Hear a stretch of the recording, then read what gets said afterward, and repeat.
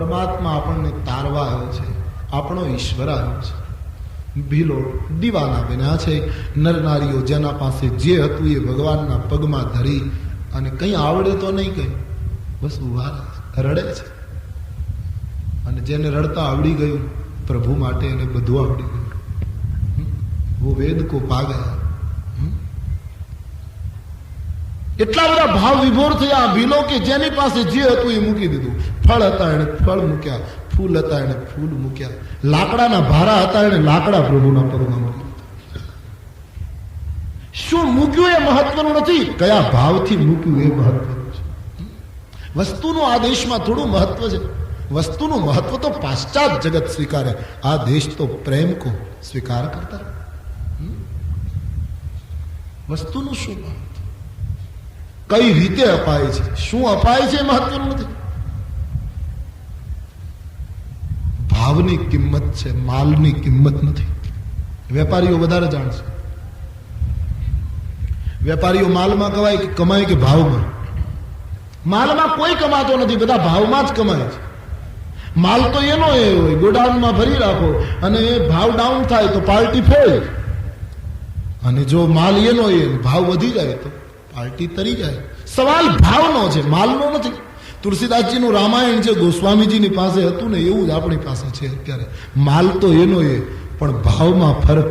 તુલસી તરી ગયો ને હજી આપણે ભટકીએ છીએ. મેરે તો ગિરિધર ગોપાલ દૂસરા કોઈ, એ મીરાબાઈ ગાતા હતા ને એના કરતા આજે ગાયકો બહુ સારી રીતે ગાય છે. આટલું સરસ મીરાબાઈ ગાઈ શકતા હશે કેમ ખબર નહીં. માલ તો એનો એ, પણ મીરા દિવ્ય ધન્ય બની ગઈ. આપણે નથી. માલનો પ્રશ્ન નથી, ભાવનો જ પ્રશ્ન છે. કોઈ પણ વસ્તુમાં ભાવ પ્રધાન. આપણે જમવા બેઠા હોઈએ, બહુ ભૂખ લાગી હોય અને આપણી પ્રિય વાનગી પીરસાતી હોય, દૂધ પાક માની લો, પણ પીરસનારો આંખું કાઢીને પીરસતો હોય તો લેવો જ એમ કહેતો હોય તો એ દૂધ પાક ભાવશે નહીં. क्योंकि प्रश्न है भाव का, प्रेम का. જે વસ્તુ અર્પણ કરે છે એ બધું લઈ લે છે. ભગવાન બધાને પ્રેમ કરે છે, બધાને પૂછે છે તમે કેમ છો. નથી કર્મ, નથી જ્ઞાન, નથી ભક્તિ. વેદમાં 3 રસ્તા છે, ઉપાસના, જ્ઞાન અને કર્મ. આમાંથી કશુંય નથી આ લોકો પાસે, પણ પરમાત્મા અનુગ્રહ સાધ્ય બન્યા છે આ લોકો. ભીલોની સાથે ફળફૂલ ખાધા છે. રાત્રિ મુકામ નક્કી થયો. સીતારામજી વહેલા સૂઈ ગયા છે. ગઈ રાતનો ઉજાગરો, થોડો થાક, ગુહનું આતિથ્ય, ગંગાનું શીતલ તટ. ભગવાન સો ગયે, નિંદા ગઈ પ્રભુ કો. ગુહરાજાએ પોતાના સૈનિકોને, પોતાના ગામના બધા માણસોને સૂચના આપી, હાથમાં હથિયાર લઈ અને રામજીની ચારે બાજુ ચોકી કરો, જેથી કરીને કોઈ હિંસક પશુ આવીને ભગવાનની નિદ્રામાં વિઘ્ન ન કરે. આજ ગુહરાજાના માણસોને બહુ નવાઈ લાગી કે આપણા માલિક આવી સૂચના કેમ આપે કે હથિયાર લઈને બધા ચોકી કરો, હિંસક પશુ ના આવે. કારણ કે લોકોને ખબર છે કે આપણે પોતે જ એટલા હિંસક છીએ કે આપણી પાસે હિંસક આવતા નથી. એ લોકો જ પોતે એટલા હિંસક હતા, એટલે તો એના ગામનું નામ શૃંગબેરપુર છે. એક અર્થ એનો એ છે આ લોકોએ એટલા હિંસક પ્રાણીઓને મારેલા ભીલોએ કે એના શિંગ એટલા ભેગા થયા કે બધાએ ભેગા થઈને શિંગની દિવાલ કરેલી ગામની ચારે બાજુ. એના ઉપરથી એક નામ પડ્યું શૃંગબેરપુર. શિંગની દિવાલ હતી, કોટ હતો આ ગામ. અથવા તો કાલાંતરે મહર્ષિ શૃંગી ઋષિનો ત્યાં આશ્રમ હતો, એના ઉપરથી પણ શૃંગબેરપુર થયો, એવો એક અર્થ છે. પણ ગુહરાજાએ કહ્યું નહીં, જાગવાનું જ બધાએ. કારણ કે ગુહને ખબર છે કે તમસાને કિનારે અયોધ્યાના માણસો સૂઈ ગયા તો રામ છટકી ગયા. મારું ગરીબ ગામ ક્યાંક સૂઈ જાય ને પાછા રામ અહીંથી નીકળી જાય તો અમે સાધન વગરના માણસો ક્યાં શોધીએ. કોઈને કોઈ બાને આ ગુહે પોતાના ગામને જાગૃત રાખ્યું છે, સાવધાન રાખ્યું. બધાને જગાડ્યા છે. આખું ગામ જાગે છે. સીતારામજી સૂતા છે. લક્ષ્મણજીના જાગરણની બીજી રાત્રિ. ધનુષ્યબાણ હાથમાં લઈને વિરાસન કરીને બેઠા છે. ગુહરાજ લક્ષ્મણજીની પાસે આવી અને લક્ષ્મણજીની પાસે રડવા લાગ્યો છે. સીતારામજીને દર્ભની પથારી ઉપર સૂતેલા જોઈ ગુહને દુઃખ થયું. જેમ ગીતામાં અર્જુન વિષાદ યોગ છે, એમ રામાયણમાં નિષાદ વિષાદ યોગ છે. ગુહરાજા કૈકેયીને દોષ દેવા લાગ્યો કે કૈકેયી નંદીની મંદમતી, કૈકેયી માએ આ શું કર્યું? રામને આ ઉંમરે એને વનમાં મોકલાય. અમે ભીલ છીએ પણ અમારા સંતાનોને આવું દુઃખ ના આપ્યું. આમ કહીને દોષ આપવા લાગ્યો કૈકેયી માને. લક્ષ્મણજી કૈકેયી માએ શું કર્યું? રડી પડ્યો, દુઃખ થયું રામજીને ભૂમિશયન જોઈને. એ વખતે લક્ષ્મણજી જે બોલ્યા છે બહુ સુંદર બોલ્યા. અહીં લક્ષ્મણનું એક જુદું સ્વરૂપ પ્રસ્તુત થાય છે.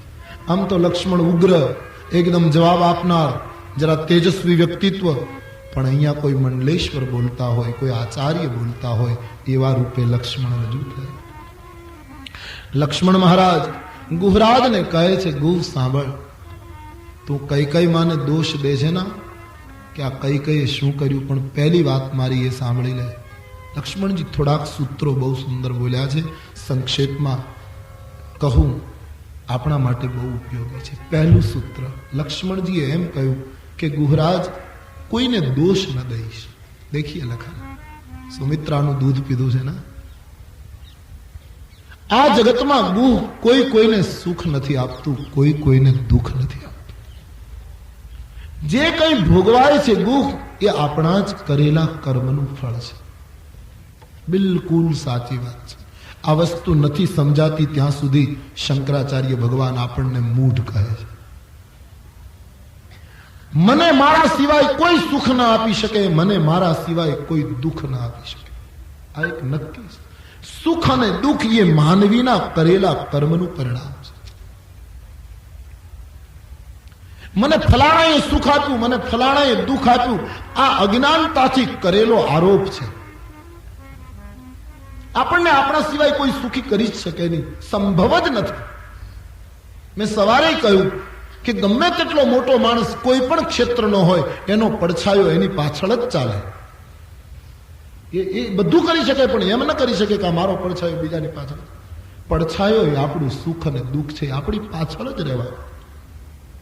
अपने राशिद का शेर है, अपने शरीक गम. આપણા ગમની અંદર આપણા સિવાય બીજું કોઈ શરીક હોઈ ન શકે. આપણા સિવાય એમાં કોઈ ભાગીદાર હોઈ શકે જ નહીં. આપણા દુઃખ આપણે જ ભોગવવાનું. अपने शरीक गम कोई अपने सिवा न था,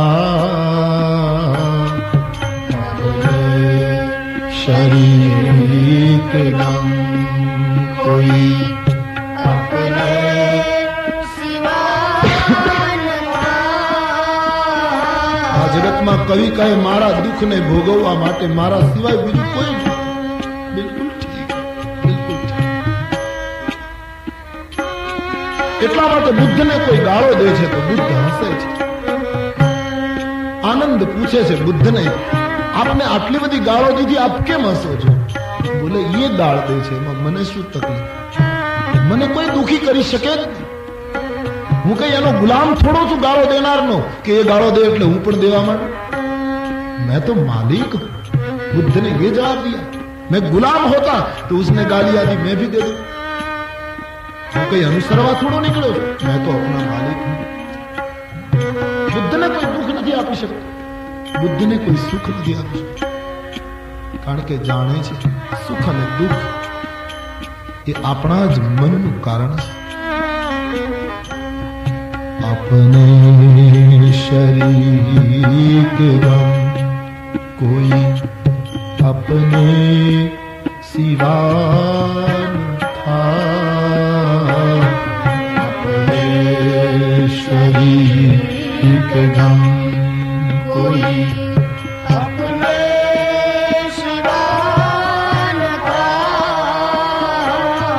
हम जिस तरफ चले थे उधर रास्ता न था.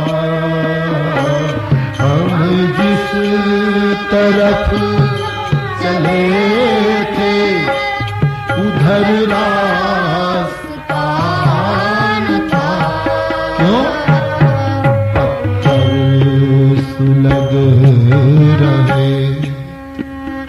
પાગલ નહોતું બળતું, પથ્થરો બળતા હતા કવિ કહે.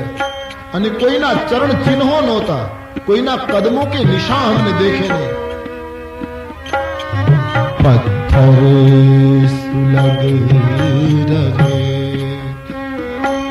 कोई नक्श न था.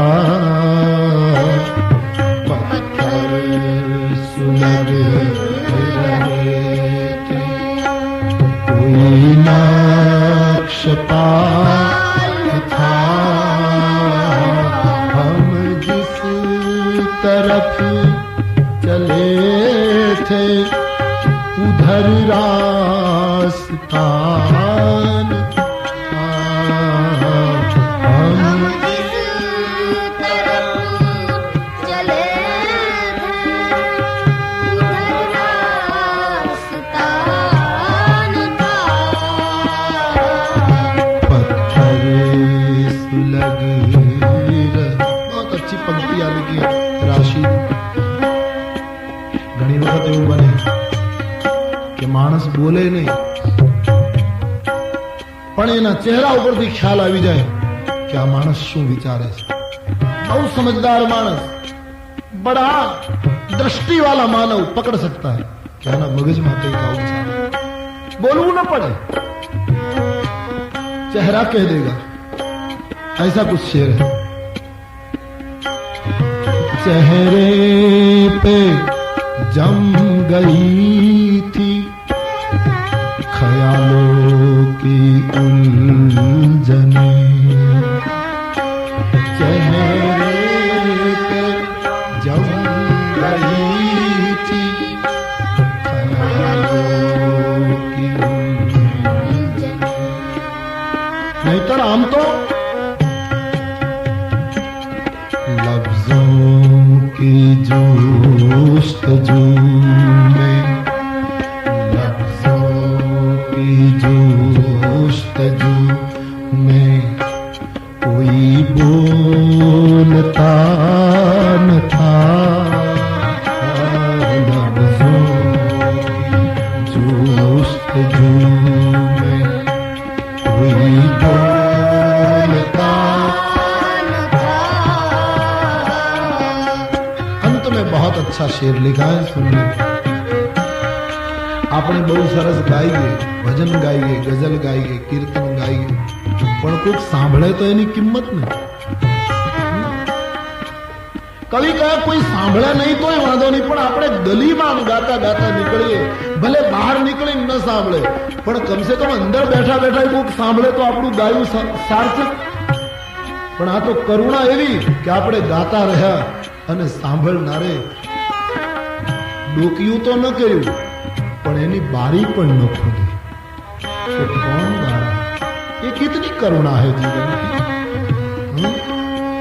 ऐसा कुछ शेर है.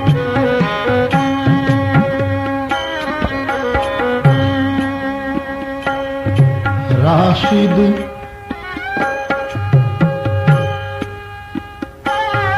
राशिद किसे सुनाए गली में तेरी गजल. राशिद किसे सुनाए तेरी गजल. राशिद किसे सुनाए गली में तेरी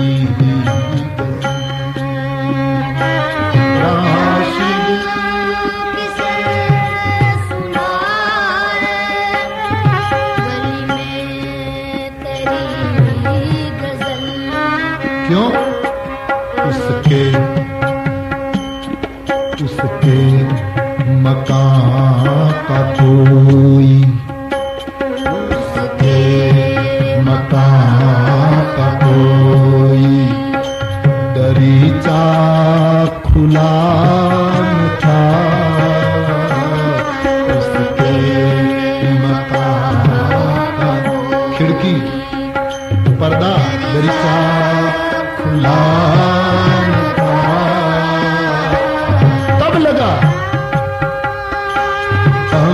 जिस तरफ चले थे उधर रास्ता न था। हम जिस तरफ चले थे उधर रास्ता न था। पत्थर सुलग रहे, पत्थर सुलग रहे, पत्थर सुलग रहे। तो પોતાના સુખ અને પોતાના દુઃખ પોતાએ જ ભોગવવાના. આપણા પરમાણાના કપડા આપણે જ ફાડવાના. આપણા પગના પગરખામાં બીજાનો પગ નહીં આવી શકે એ બૂટ આપણે જ તોડવાના છે. સુખ અને દુઃખ ગુહ એ કરેલા કર્મનું પરિણામ છે. ગુહરાજ, આ જગતમાં જે કંઈ દેખાય છે ને એ બધું મોહનું મૂળ છે. લક્ષ્મણ, સ્વર્ગ, નરક, સંપત્તિ, વિપત્તિ, કર્મ, કાલ, સંયોગ, વિયોગ, આ બધું મોહનું મૂળ છે. ગુહ, આ પરમાર્થ નથી. ગુહ મહારાજ, હા ગુહરાજ, સ્વપ્નમાં રંક રાજવી બને, રાજવી રંક બને, પણ એ સ્વપ્નમાં હોય ત્યાં સુધી. જાગ્યા પછી ભિખારી રાજા બન્યો હોય, પણ જાગ્યા પછી ફૂટપાથ ઉપર હોય. અને સમ્રાટ ભિખારી બન્યો હોય સપનામાં, એ જાગે ત્યારે પોતાની પથારીમાં જાય. આ તો સ્વપ્ન દરમિયાનનો તમાશો છે. રાત્રિનું સ્વપ્ન ગુહ નાનું છે, અને આ સંસારનું સ્વપ્ન કોઈનું 75 વર્ષનું, કોઈનું 80 વર્ષનું, કોઈનું 100 વર્ષનું, જરા લાંબુ સ્વપ્ન છે. ગુહરાજ, રાત્રિએ જે સ્વપ્ન આવે છે નિદ્રામાં, એનો અંત જ્યારે આંખ ખુલે ત્યારે થાય છે. અને આ જગતનું જે સ્વપ્ન છે આનો અંત સદાને માટે આંખ બંધ થાય ત્યારે થાય. એ સપના ही તો હૈ. અને સપનું સાચું જ લાગે એટલા માટે બોલીએ, સાંભળીએ, આવીએ, જુદા પડીએ, આ બધું સાચું લાગે કારણ કે હજી સ્વપ્ન છે. સ્વપ્ન સાચું જ લાગે. મનોવિજ્ઞાનનો સિદ્ધાંત છે, સ્વપ્નમાં બુદ્ધિ કામ કરતી નથી. સ્વપ્નમાં બુદ્ધિ ખલાસ થઈ જાય. સ્વપ્નમાં બુદ્ધિ કામ કરતી હોય તો સ્વપ્ન સાચું ન લાગે. કેવા વિચિત્ર સપના આવતા હોય છતાંય સાચું લાગે. ઘણાને સપનું આવે એમાં ભેંસ ઉડતી હોય તો એ સાચું લાગે. હકીકત ભેંસ ઉડે. જાગ્યા પછી આપણને આપણા ઉપર હસવું આવે કે ભેંસ ઉડે, क्योंकि सपने में बुद्धि खत्म हो जाती, वरना क्यों ऐसा होता? સ્વપ્ન સ્વપ્ન હોય છે ત્યારે સાચું જ લાગે છે. આ જગતનું એક મોટું સ્વપ્ન ચાલે છે. મને ને તમને હજી જાગૃતિ નથી એટલા માટે આ બધું સાચું લાગ્યા કરે. સુખનું, દુઃખનું, બંગલાનું, મોટરનું, મળવાનું, જુદા પડવાનું, સંરક્ષણનું, આક્રમણનું, અકસ્માતનું, સલામતીનું, ન જાને કઈ અનગણિત સપને હમ દેખતે જા રહે. ये सब सपने सपने होगी भिखारी नृप रंक नाक पति हो, जागे लाभन हानि कछु तिमी प्रपंच जिय जो. एक सपने की सृष्टि, जरा लंबा सपना, खुली आंखों देखा सपना. એટલા માટે હું ને તમે દોડીએ છીએ. આ ભ્રાંતિ છે. નિદ્રાવતી લંકેશની. કવિ કાગે લખ્યું રાવણને પણ સપનું હતું. એને એક સપનું આવ્યું, એમાં એને સીતાજી દેખાવા માંડ્યા, ઓર કુછ નહીં થા. નિદ્રાવતી લંકેશની, એને સીતા તણું સપનું હતું. અને જાગી ઉઘાડી આંખ, ત્યાં તો બાણ રાઘવનું હતું. દુર્યોધને ખોળે સદા સતી દ્રૌપદી જાણી હતી. ભર સભામાં દુર્યોધન જાંગ ઉપર થપાટ મારતો હતો કે દ્રૌપદીને હું અહીંયા બેસા. દુર્યોધને ખોળે સદા સતી દ્રૌપદી જાણી હતી.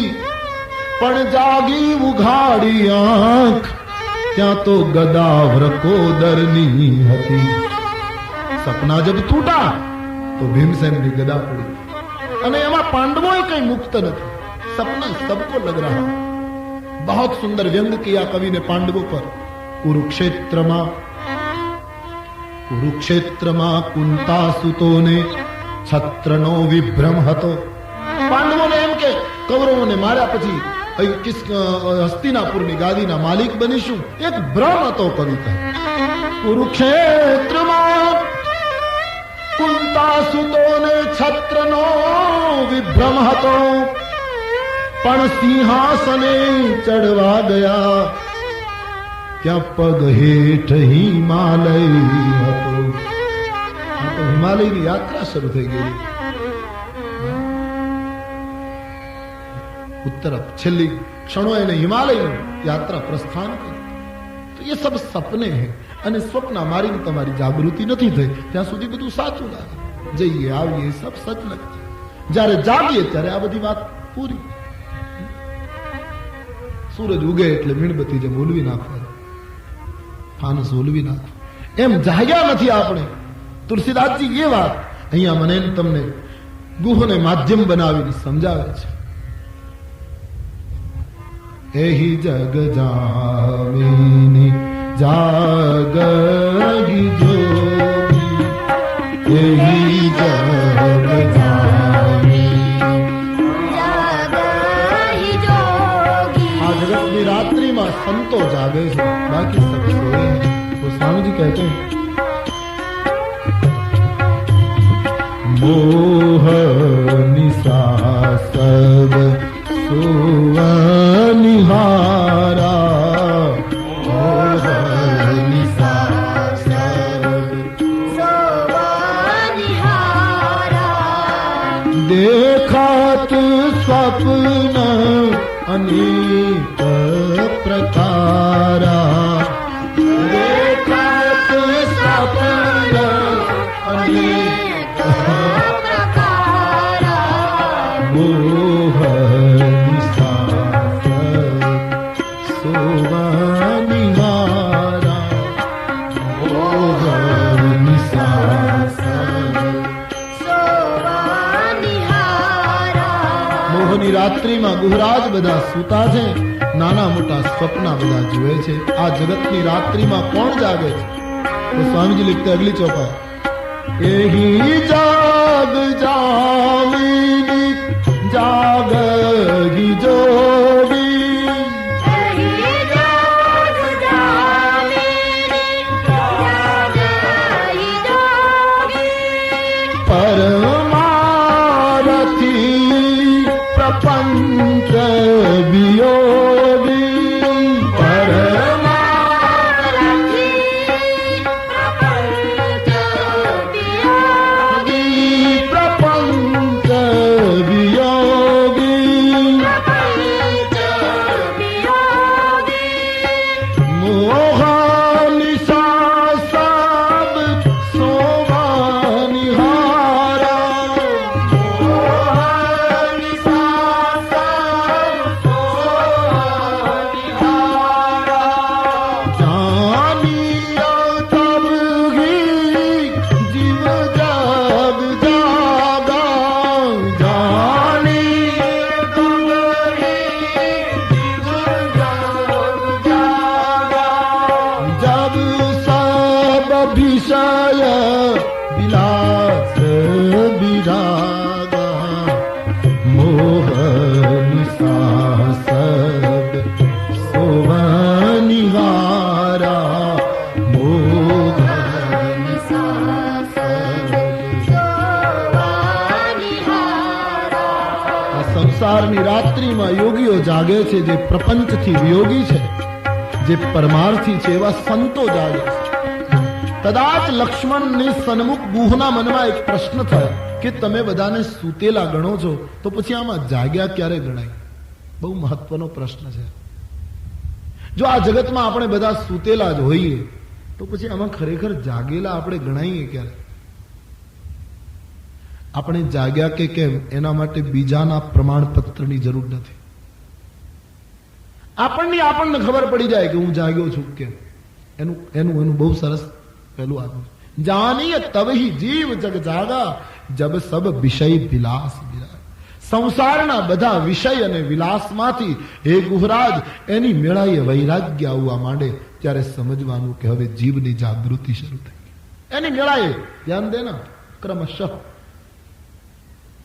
હું ને તમે નાના હોઈએ ત્યારે કાચની ગોટીથી રમતા હોઈએ, ગીલી દંડેથી રમતા હોઈએ, ભમરડેથી રમતા હોઈએ. આપણી અમુક ઉંમર થઈ એટલે ભમરડો અને ગીલી દંડો અને કાચની ગોટી એ બધી ક્યાં ગઈ કોઈને ખબર છે? કોઈએ અત્યાર સુધી ડાયરીમાં લખ્યું છે કે આ તારીખે મેં કાચની ગોટીઓનો ત્યાગ કર્યો? નથી. સહજ છૂટ ગયા, યાદ ભી નહીં, દિમાગ में भी નહીં, છૂટ ગયા. એમ સાધકની એક અવસ્થા જ્યારે વધે છે ત્યારે એની મેળાએ છૂટવા માંડે. છોડવામાં તો મેં છોડ્યું એ ચાલુ રહેશે. તો એક વસ્તુ છૂટી, મેં પાછું શરૂ થઈ ગયું, મેને છોડા, હું ચાલુ થઈ ગયું. અને હું તો ભયંકર, બીજી વસ્તુ તો સ્થૂળ રૂપમાં દેખાય પણ હું તો સૂક્ષ્મ રૂપમાં છે. એ તો બડા ખતરનાક દુશ્મન. તો છૂટવા માંડે. નાના છોકરાઓ કોડીએ રમતા હોય, કાચના ટુકડાથી રમતા હોય અને એમાં હારે તો એ દુઃખી થાય, જીતે તો પ્રસન્ન થાય. આપણને એના ઉપર હસવું આવે કે કાચના ટુકડામાં કે કાચની ગોટીઓમાં હાર જીત વળી શું, એમાં વળી સુખ કે દુઃખ શું? પણ આપણે ભૂલી ગયા કે આપણે નાના હતા ત્યારે આપણે કોડીમાં હાર જીતમાં દુઃખી અને સુખી થતા, પણ આપણી અવસ્થા થઈ ગઈ, કોડીઓ છૂટી ગઈ. એમ જયારે સાધકની અવસ્થા વધે છે ક્રમશઃ ત્યારે બધું છૂટવા, અમુક ઉંમર થાય એટલે પછી એમ એમ થવા જ માંડે. આપણા બધાના અનુભવ હોય, અમુક સમય આપણને અમુક વસ્તુ બહુ ગમતી હોય, અમુક સમય થાય પછી એની મેળે નીકળી જાય, આપણને ન ગમે, છૂટ જતા હોય. એમ જયારે વિષય અને વિલાસ છૂટવા માંડે ત્યારે સમજવાનું હવે આપણે જાગ્યા. હજી આપણે અત્યારે આપણે સૂતા હોઈએ રાત્રિએ અને સવારમાં આપણે જાગીએ ત્યારે ખરેખર સાચા ક્યારે જાગેલા કહેવાય? આપણે પલંગમાંથી નીકળી જઈએ, ચાદર છોડી દઈએ, બિસ્તરમાંથી બહાર અને દાંતણ કરવા માંડીએ, કોગળા કરી લઈએ, હાથ પગ મોઢું ધોઈ લઈએ, ચા પીવા બેસી જઈએ ત્યારે માનવાનું કે હવે જાગ્યા. બાકી ધાબળો ખેંચીને એમ કહેતો હોય કે હું જાગું છું, એનો ભરોસો નહીં, ક્યારે જોલું લઈ લે. જાગરણ એ છે જયારે પલંગ છૂટા, બિસ્તર છૂટા,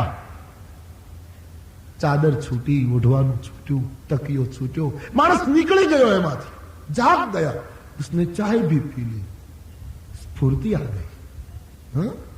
પણ અંદર સૂતો સૂતો, એમાં શિયાળામાં તો ખાસ અંદર સૂતો સૂતો એમ કહેતો હોય સોડ તાણીને જાગું છું એનો ભરોસો નહીં, કબ સો જાય. જાગરણ એ છે જયારે બધું છૂટે ક્રમશઃ. જો આવું જાગરણ આવે તો પછી ક્યાંય જવાની જરૂર નથી રહેતી, જ્યાં હોઈએ ત્યાં બધું છે. આવું જાગરણ આવે फिर पा गए जहां है वहां. मैंने एक वार्ता सुनी. एक માણસને 6 મહિનાથી સ્વપ્ન આવે કે એક નદી છે, એના ઉપર મોટો પુલ છે, એ પુલના જમણા છેડા બાજુ એક પોલીસમેન ઉભો ટ્રાફિક કંટ્રોલ કરે છે. આવું એને સપનામાં દેખાય. 6 મહિના એક જ સરખું સપનું આવે અને એ પોલીસમેનના પગની નીચે સોનાથી ભરેલો એક ચરુ છે. આવું એને દેખાય. એક જ, એ જ પોલીસમેન, એ જ પુલ, એ જ ગામ, એ જ નદી અને એના પગની નીચે ચરુ છે. 6 મહિના પછી આ માણસને થયું કે હવે મારે જવું જોઈએ. 6 મહિના સુધી એક જ સ્વપ્ન આવે, ખોટું ન હોય, સાચું. જાઓ, આવ્યું. એ જ ગામ, એ નદી, એ પુલ, એ જ પોલીસમેન. હવે પોલીસમેનની ડ્યુટી પૂરી થાય, એ ઘરે જાય પછી ખોદાય ને રાતના, એટલે પેલો પુલ ઉપર ફર્યા કરે, ઘડી આમ જાય, ઘડી આમ જાય, ઘડી આમ. પોલીસમેનને શંકા પડે કે આપઘાત કરવા આવ્યો કે શું છે, આનો ઈરાદો શું? એટલે પોલીસમેને કહ્યું આમ આમ આવ. પેલો કહે શું છે? આપઘાત કરવો? શું ઈરાદો છે? ક્યારનો ફરે છે આમ ત્યાં? બોલે સાહેબ એક હૃદયની વાત કહું, તમારું ને મારું અડધું અડધું છે. શું છે? બોલે મને 6 મહિનાથી તમે દેખાવ. બિલકુલ આપ. ક્યાં? 6 મહિનાથી સ્વપ્ન આવે છે અને એમાં આજ પુલ, તમે જ્યાં ઉભા છો એને નીચે એક મોટો ચરુ છે સુવર્ણનો, હું લેવા આવ્યો છું, આપણે કાઢી લઈએ, વેચી લઈએ.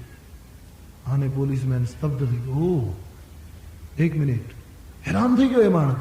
પેલા કહ્યું, શું થયું તમને? બોલે, મને જલ્દી જવાબ આપો, તમારા ઘરના આંગણામાં લીમડાનું ઝાડ છે? પોલીસે પૂછ્યું. પેલા કહું, હા છે. હા, તો એ લીમડાના ઝાડની નીચે તમે ખાટલો રાખીને રોજ સુવો છો? કહ્યું, હા, રોજ ત્યાં જ સુવું છું. તો મને 6 મહિનાથી તારું સપનું આવે છે કે ખજાનો તારા પલંગની નીચે છે. મને રજા નહોતી મળતી એટલે નહોતી આવી, મિત્ર અઠવાડિયામાં આવવાનો હતો. वो दौड़ पड़ा आदमी कि मैंने खोटी यात्रा करी, खजानो तो मारा पलंगनी नीचे જ હતો, मैंने गलत यात्रा કરી यहां तक. પણ એ ત્યારે સમજાય છે, થોડીક યાત્રા થઈ જાય, થોડોક પરિશ્રમ, થોડોક અનુભવ, થોડું જાગરણ, પછી એ સમજાય છે. તો વિષય અને વિલાસમાંથી ક્રમશઃ વૈરાગ્ય એ જાગૃતિનું પ્રતીક છે. જાગરણ માટે કોઈના પ્રમાણપત્ર ઉપર બહુ ભરોસો નહીં રાખવાનો, એ તો આપણો દંભ પોષાય છે. ફલાણા આપણને કહે, ફલાણા ભાઈ તો બહુ જાગૃત સાધક, નહીં, उस पर भरोसा मत करें, तुम अपने आप को धोखा दे रहे हो. तुम्हें खुद को लगना चाहिए कि नहीं, હું હળવો થઈ રહ્યો છું, मेरे मन से सब छूट रहा है, धीरे धीरे छूट रहा है. અને સવાર પડે માણસ જાગે એટલે સૂર્યોદય થાય ને, તો તુલસી કહે આગળ કે આ રીતે માણસ જાગ્યો ગણાય અને સૂર્યોદય કયો થયો ગણાય? હોગી વિવેક મોહ ભ્રમ ભાગા,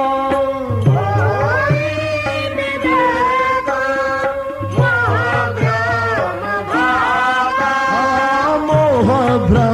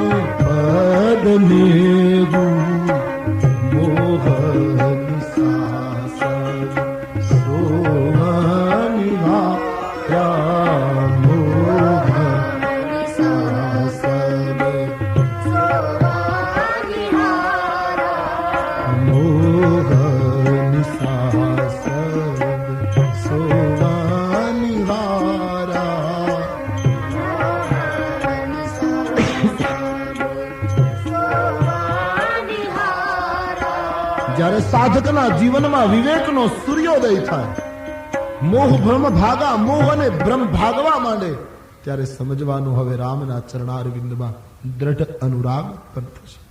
હે લખન ગુહ, ઈશ્વરના ચરણમાં મન વચન કર્મથી દ્રઢ અનુરાગ થવો એ મોટામાં મોટી પરમાર્થની સિદ્ધિ છે. એ મોટામાં મોટો પરમાર્થ ક્રમશઃ સમજાયું છે.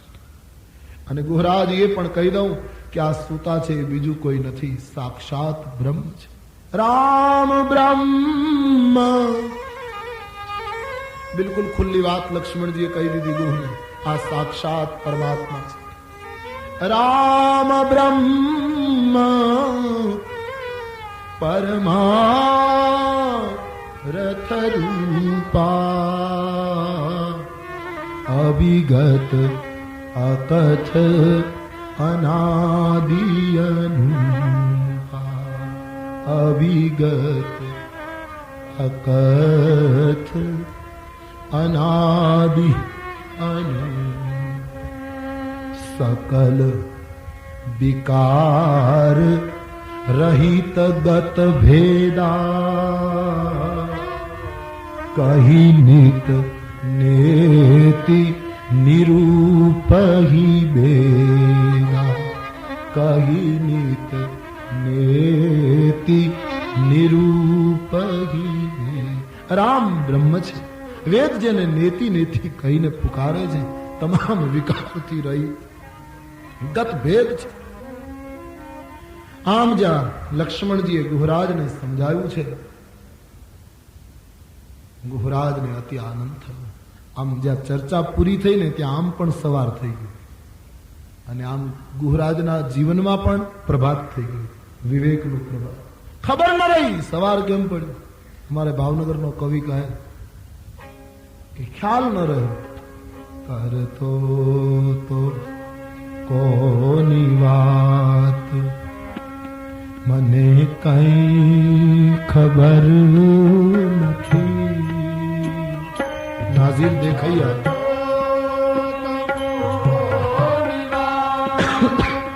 ભગવાન મને કઈ ખબર નથી,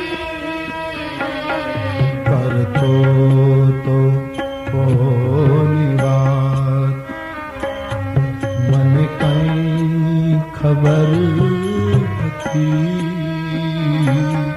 કરતો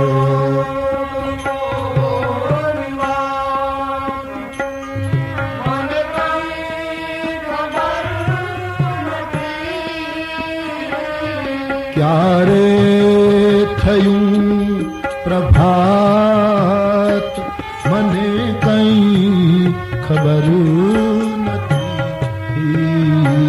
ક્યારે થયું પ્રભાત, મને કઈ ખબર નથી, કરતો તો કોની વાત, મને કઈ ખબર નથી.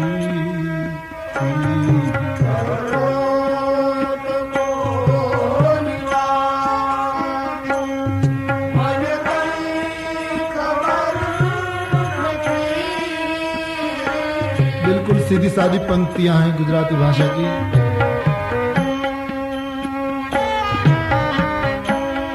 भगवान चाहूं છું એટલું કે તારા જેવો થાવું, ચાહું છું એટલું કે તારા જેવો થાવું, પણ મારી છે શું વિસાત, મને કઈ ખબર નથી, મારી છે શું વિસાત, મને કઈ ખબર નથી. કવિએ બધી પંક્તિમાં એમ જ કહ્યા કર્યું, મને કઈ ખબર નથી, મને કઈ ખબર નથી. પણ છેલ્લે એમ કીધું કે એક વાતની મને ખબર છે, એમાં ચોક્કસ મને ખબર છે, એમાં કોઈ ના ન પડી શકે એવી ખબર છે. કઈ? નાઝીરને ખબર છે કે અમર તારી જાત છે. આ દુનિયામાં એક તું અમર છે એની મને પાકી ખબર છે, બાકી કઈ ખબર નથી. અમર તારી જાત છે. નાઝીરને ખબર છે કે અમર તારી જાત છે. નાઝીરને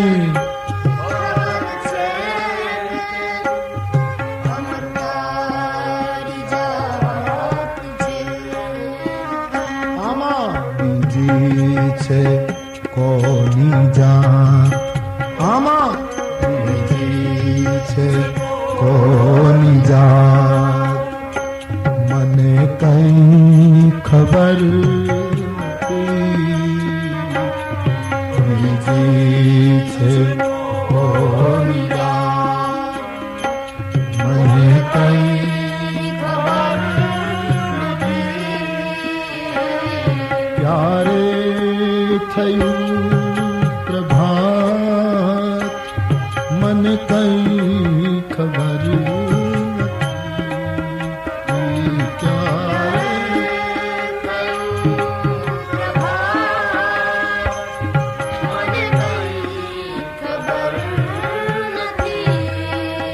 ચર્ચા કરતા કરતા સવાર પડી ગઈ. ભગવાન જાગ્યા, સૌ પોતપોતાનું કાર્ય કરે છે. એમ આખું ગામ જમા થઈ ગયું છે. ગુહરાજાને ભગવાને એક સૂચના આપી, ગુહ કોઈ ભીલને મોકલ અને વડલાનું દૂધ લાવી આપ, બટ ક્ષીર. ગુહરાજ સમજી શક્યો નહીં કે દૂધ શું કામ મંગાવે. ભીલો ગયા, વડલાનું ક્ષીર પડિયામાં લઈ આવ્યું દોનામાં, અને ગંગાને કિનારે બધાની હાજરીમાં પ્રભુએ વડલાનું દૂધ પોતાના વાળમાં નાખી અને જ્યાં જટા બાંધી, ત્યારે લક્ષ્મણ, સીતા અને સુમંત ત્રણેયની આંખોમાં આંસુ આવી. લોગ જટા નહીં દેખ પાए, વનવાસી વેશ બના लिया. સુમંત મહારાજે આ જટા જોઈ છે. રામાયણમાં એમ લખ્યું છે, સુમંત બહુ રડ્યા છે, ખૂબ રડ્યા છે. દ્રષ્ટાંત આપ્યું, કોની જેમ રડ્યા? કારણ કે રડવા રડવામાં ફેર હોય. બહેનો રડે ને એના કરતા પુરુષ રડે એની વધારે અસર થાય. કારણ કે બહેનોને લગભગ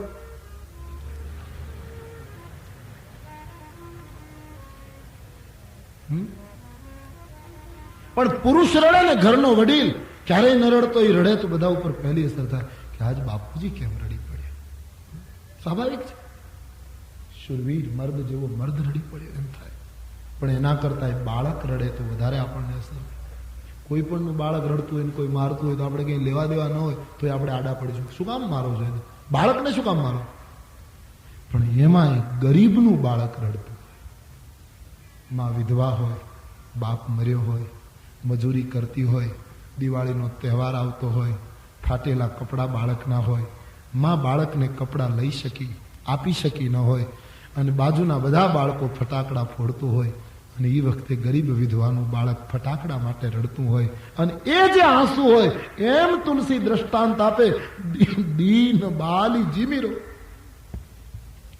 દીન બાળકની જેમ સુમંત રડી પડે. आप रामचरितमानस को देखेंगे तो पता लगेगा, सुमंत पहली बार राम ने અહીં નાથ કહે છે. કોઈ દિવસ નાથ બોલ્યા નથી. રામજી સુમંતને પિતા કહે છે, સુમંત રામને તુકારો કરે છે. જેમ દશરથજી બોલાવે એમ સુમંત બોલાવે. પિતા તુલ્ય ગણવામાં આવે છે સુમંતને. આજ સુમંત રડતા રડતા કહેવા લાગે, મહારાજ હવે હદ થાય. नाथ कहूं, हे नाथ. सुनते ही भगवान चौंक पड़े. बाबा आप मने नाथ कहो છો? હું તો આપનો પુત્ર ગણાય. નહીં રાઘવ, आज हमें अनाथ थे गया बाप. आज मैं तुम्हें नाथ कह रहा हूं. तुम्हारे बिना हमारा कौन अब? नाथ कहूं अस कौशल नाथा, नाथ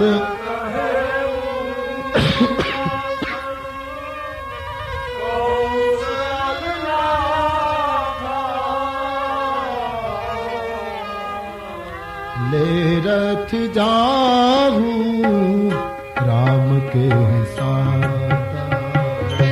ले रथ जाऊं राम के साथ, ले रथ जाऊं राम के साथ, ले रथ जाऊं राम के साथ. नाथ कहूं यस कौशल नाथा,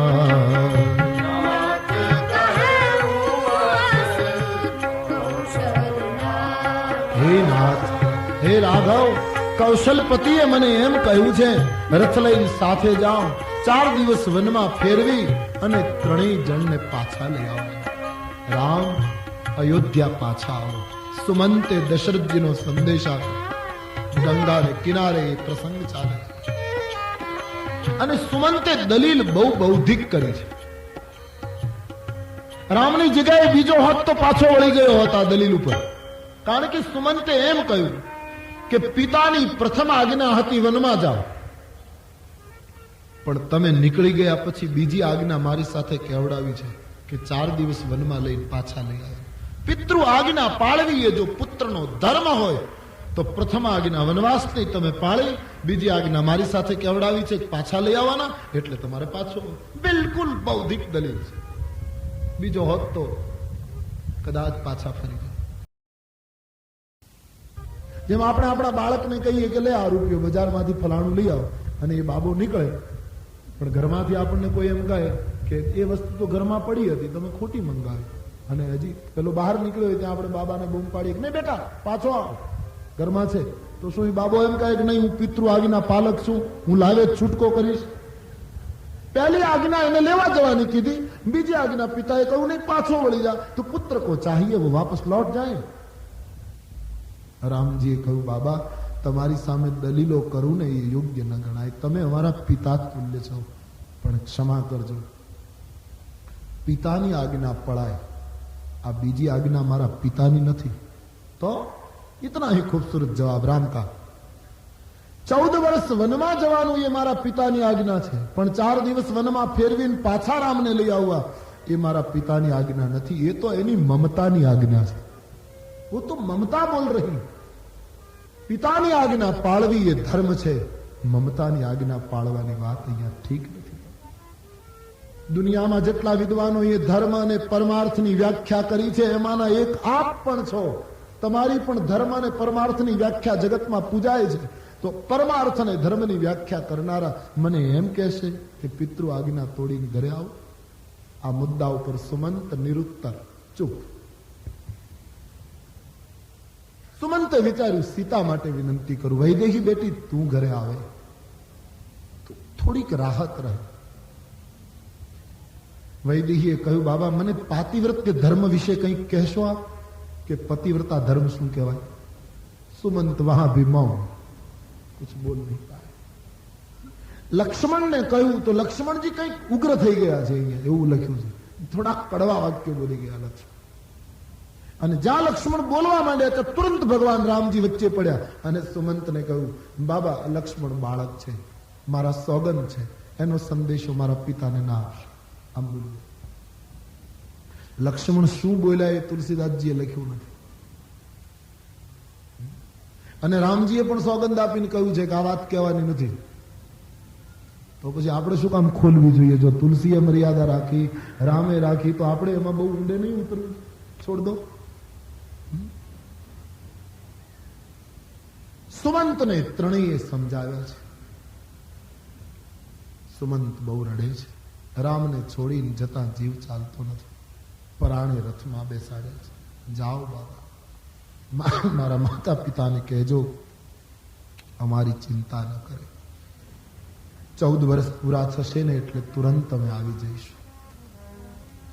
પ્રભાસ ક્ષેત્રમાં સૌરાષ્ટ્રની ભૂમિ ઉપર ભગવાન શ્રી કૃષ્ણને મૂકી અને ભગવાન કૃષ્ણનો સારથી દારૂક જેમ પાછો ફરે કે ગીતાનો ગાનાર હવે સ્વધામ ગમનની તૈયારી કરે છે, અને રડતો રડતો જેમ સારથી પાછો ફરે એમ સુમંત આજ ગંગાને કિનારેથી પાછા ફરવાની થઈ. રામાયણમાં લખ્યું છે બરબસ રામ સુમંત્ર પઠાય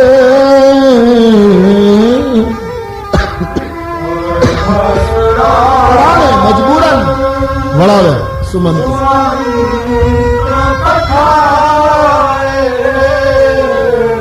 અને ભગવાન સુરસરી તીર આપ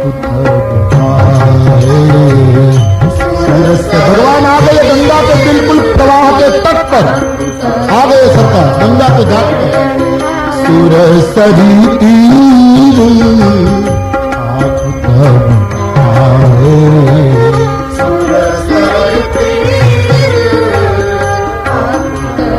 इस दृश्य को देखिए, गंगा बह रही है, राम लखन वैदेही ત્રણ ઉભા છે.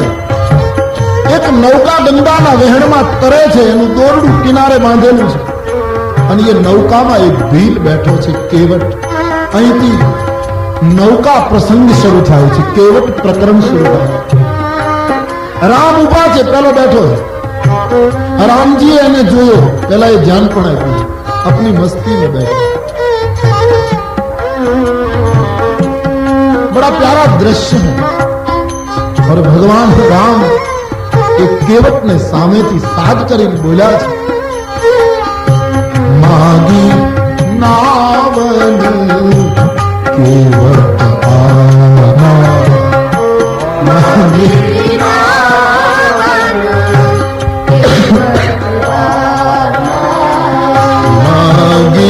नावन केवट आना,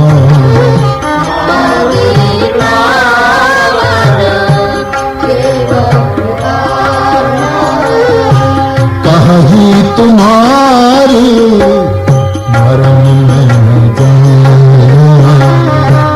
कहीं तुम्हारी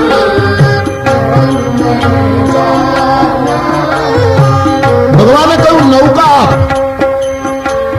કેવટે એમ કહ્યું તમારો મર્મ જાણું છું। આખા રામચરિત માનસમાં એક જ પ્રસંગ એવો છે કે ઈશ્વરને કોઈ કહેતું હોય કે હું તમારો મર્મ જાણું છું। બાકી વેદ વેદાંત દેવતાઓ ઋષિઓ સનકાદિકો નારદ સાક્ષાત શિવ આ બધા એમ કહે અમે તમારો મર્મ જાણી શકતા નથી। એને એક ગંગાની નૌકા ચલાવી આજીવિકા કરનારો એક ભીલ કહે હું ભેદ જાણું છું બધું, અને ભગવાનને એને ચૂપ કરી દીધા। ઉભો થયો નહીં, નહીં પગે લાગ્યો, નહીં કઈ આદર, નહીં સત્કાર, બેઠો બેઠો જ વાત કરે મને બધી ખબર છે। રામને બોલતા બંધ કરી દીધા આ માણસ, અને બોલતા બંધ થઈ જવું પડે। આપણે બહુ બોલ બોલ કરતા હોઈએ ને કોઈ એક જ માણસ ઉભો થઈને એમ કહે કે બસ હવે રહેવા દેજો, અમને અંદરની બધી ખબર છે, તો આપણે બંધ થઈ જવું જોઈએ, નહીતર બધું ખુલવા માંડે। ભગવાનની આ માણસે એવી કઈક દશા કરી, બસ બેઠો છે। હવે પહેલો પ્રશ્ન અહીં એ ઉઠે છે કે ભગવાને માંગ્યું શું કામ? 3 ડગલામાં બલિરાજાના યજ્ઞમાં સમગ્ર વિશ્વને માપી લેનારો ઈશ્વર શું ગંગા પાર ન કરી શકે? એને એક કેવટની પાસે ભીખ માંગવી પડે? રામાયણમાં 2 પ્રસંગ છે જ્યાં ઈશ્વરે માંગ્યું છે। એક શંકરજીની પાસે માંગ્યું કે હિમાચલ પુત્રીની સાથે તમે પરણો, યહ મોહી માંગે દેહું, આ મારી માંગણી છે, તમે એનો સ્વીકાર કરો। અને એક ભીલની પાસે માંગ્યું, તો માંગ્યું શું કામ? उसका पहला कारण गंभीरता से सुनिए। आ घटना यमुना ने किनारे बनी होत तो ईश्वर न मांगत, પણ આ ઘટના ગંગાને કિનારે બની એટલે પ્રભુએ માંગવું પડ્યું। જમુનાને કિનારે જો આ નૌકાનો પ્રસંગ આવ્યો હોત તો ભગવાન કોઈ સંજોગોમાં ન માંગત, નક્કી, પણ ગંગાને કિનારે આ પ્રસંગ છે એટલે ભગવાન માંગે છે। કારણ ગંગા એ નદી નથી, આપણી દ્રષ્ટિએ ગંગાનું એક બીજું પણ સ્વરૂપ છે જે બાલકાંડમાં લખ્યું છે। રામ ભગતી જગા સુર સરી ધારા, રામ ભગતી જગા સુર સરી ધારા, રામ ભગતી જગા સુર સરી ધારા।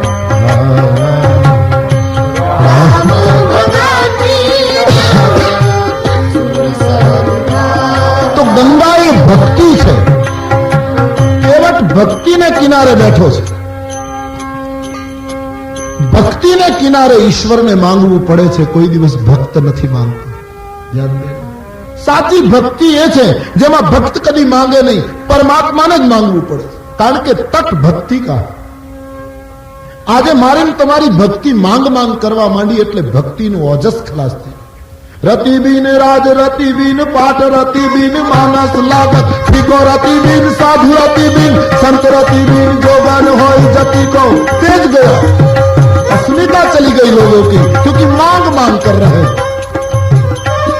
रति बीन राज, रति बीन पाठ, रति बीन मानस लागत, फीको रति been Sadhu, Rati been Sant, Rati been जोगन होय जति कोई दंग का है सुनशाह अकबर। रति बीन मानव एक रति को रति बीन मानव, एक रति को रति बीन मानव, एक रति को रति बीन राज, रति बीन पाठ, रति बीन मानस लागत, रति been Sadhu, Rati been Sant, Rati been जोगन होय जति। तेज गया क्योंकि मांगने लगे हम। આમાં કદાચ આપણો દોષ પણ નહીં, કારણ કે કળિયુગના વર્ણનમાં ઉત્તરકાંડમાં એમ લખ્યું છે કે કળિયુગમાં જાત કુજાત બધા માંગતા હશે, બધા માંગતા હશે કળિયુગ, બધા લોકો. અને હકીકત છે ને, આંધળાએ બોર્ડ મારેલું રસ્તા ઉપર, અંધે કો મદદ કરો, અને એક ચાદર પાથરીને બેઠો હતો. એમાં એક અંધ તરફ બહુ લાગણી ધરાવનાર સદગ્રસ્ત નીકળ્યા. એને એમ થયું કે આને રોકડો રૂપિયો આપો. પછી એની ચાદરમાં એને રૂપિયો ફેંક્યો. તો એ રૂપિયો એની ચાદરમાં પડવાને બદલે આમ ધારભેર પડ્યો, એટલે ચક્રની જેમ આમ ફરતો ફરતો રસ્તામાં ગયો. એટલે પેલો જે બેઠો તો અંધે કો મદદ કરો, એ ઉભો થઈ નહીં. પેલાનો મગજ ગયો કે દુનિયાને આમ છેતરવા બેઠો, આમ ભીખ માંગે, સો દેખતા અને અંધે કો મદદ કરો, રૂપિયો તો તું લઈ આવ્યો. પેલા કહ્યું મારા ઉપર ગરમ થાવમાં, તો હું તો અહીંયા પાર્ટ ટાઈમ છું, તો કાયમ બેસે છે ઈસુને ન જોઈ ગયું છું. સબ જાત કુજાત ભય મંગતા, સબ માંગ રહે હૈ. દેખો ડાયા માણસો માંગે છે, ફાટેલા કપડામાં માંગે છે, ઇસ્ત્રી વાળા કપડામાં બધા માંગે છે. ઘણા આમ ભિખારી છે, ઘણા ખૂબસૂરત ભિખારી, સબ માંગતે. માંગો નહીં, પુનઃ એક બાર લાયક બનો, કક્ષા નિર્માણ કરો. માંગવું બધા કરતા બુરું છે. બસ તો તુલસીદાસજી કહે ભક્તિનો ઘાટ એક એવો છે, ભક્તિનો પ્રવાહ એક એવો છે જ્યાં ભક્ત ન માંગે, ભગવાનને માંગવું પડે. ભક્ત માંગે તો એ ભક્તિશાળી, એટલે ભગવાનને માંગવું પડ્યું. બીજું કારણ, ગંગા એ ભક્તિ છે, નદી છે. નદીને બે તટ હોય, આપણા બધાનો અનુભવ મોટે ભાગે બધાએ જોયું હોય કે એક કિનારો એવો હોય જ્યાં પાણી છૂકર બહેતા હૈ, પાણી અડીને વહે. એક કિનારો મોટો આમ પહોળો હોય, પટ હોય, મોટો પટાંગણ હોય, ઘણો લાંબો રેતીથી ભરેલો. એમાં લોકો પછી નદીનું પાણી લઈ લઈને નાના મોટા વાડાઓ, ખેતરો કરે, શાકભાજી ઉગાડે. આવું આપણે જોતા હોઈએ.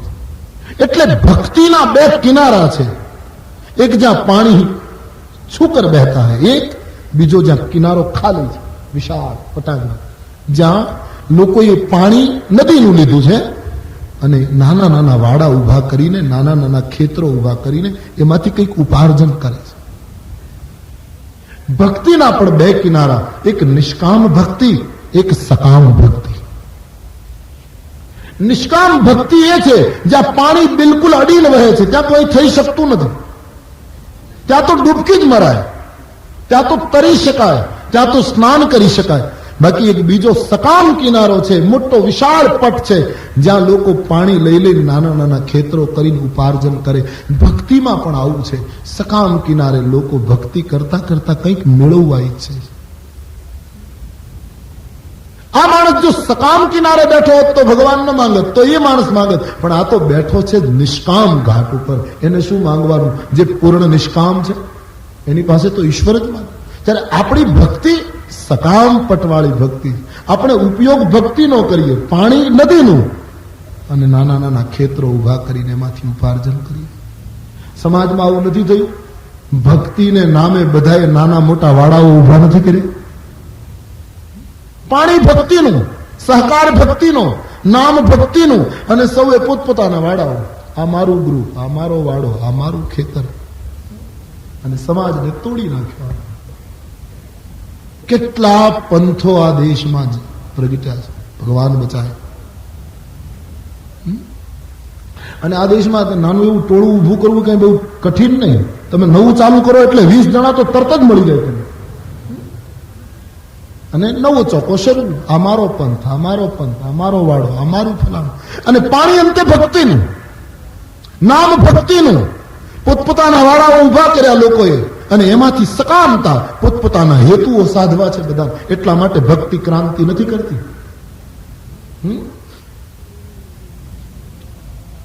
અને પછી બધાએ સંઘર્ષ કર્યો. પેલો કહે મારી વસ્તુ બરાબર છે, પેલો કહે મારી વસ્તુ બરાબર છે, પેલો કહે આમ કરો, આલો આલો, એમ કરવામાં માણસને ચૂથી નાખ્યો. મળ્યું નહીં કાંઈ. એક મોટું મકાન હતું, પછી એમાં એક બોર્ડ માર્યું હતું અંદર જાઓ, એટલે એક માણસ અંદર ગયો. બહુ મોટું મકાન, પછી એમાં લખ્યું હતું જમણા હાથ તરફ જાઓ, જમણા હાથ તરફ. જમણા હાથ તરફ ગયો એટલે લખ્યું હતું બાજુના ઓરડામાં જાઓ, બાજુના ઓરડામાં. ત્યાં ગયો એટલે લખ્યું હતું વચ્ચેના મધ્યખંડમાં જાઓ, એટલે મધ્યખંડમાં ગયો. ત્યાં ગયો એટલે મોટું બોર્ડ હતું હવે ઉપર જાઓ, પેલા ઉપર ગયો. ઉપર ગયો એટલે લખ્યું હતું હવે ડાબા હાથ તરફ જાઓ, ડાબા હાથ તરફ.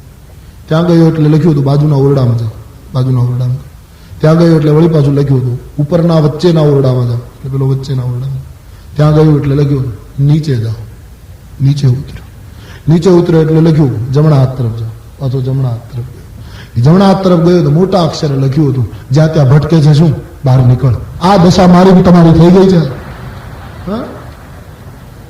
આ કરો, આ કરો, આ કરો, આ કરો, તોડ ડાલા સમાજ કો.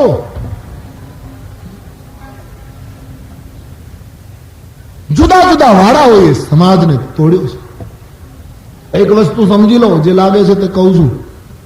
આ દેશની અંદર જુદા જુદા પંથો ઉભા કરવા એ અઘરું નથી, પણ સત્યને પંથે ચાલવું અઘરું છે.